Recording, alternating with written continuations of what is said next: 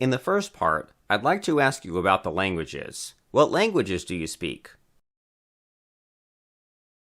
I speak English and Cantonese fluently, and a little bit of Spanish and some basic French only.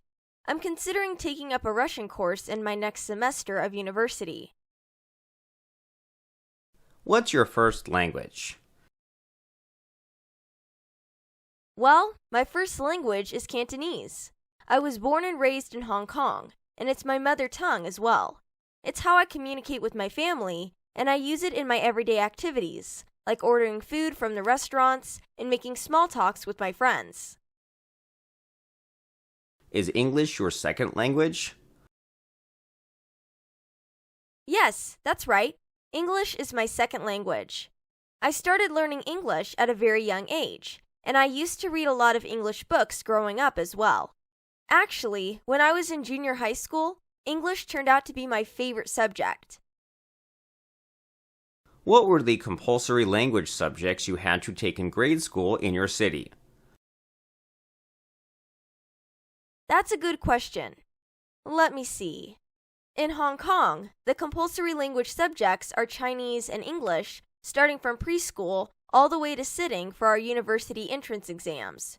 Mandarin is also mandatory, but only from first grade till ninth grade.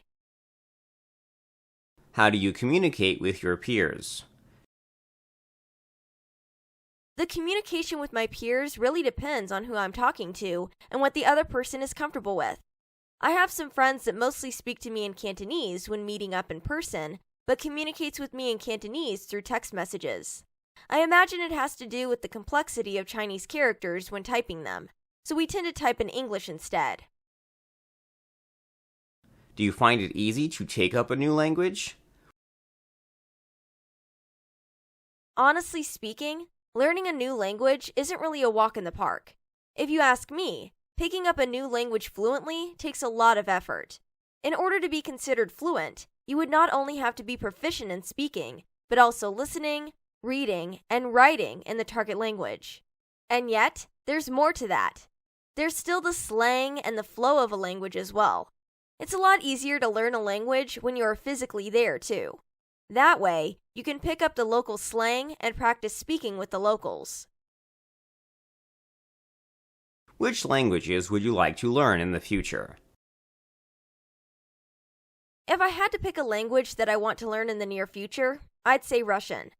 I've always been fascinated with the Russian culture as a kid, but I haven't got the time or the resources to pick up the language. I'm also planning on visiting Russia when I graduate university, so it would be pretty handy to know a bit of Russian by then.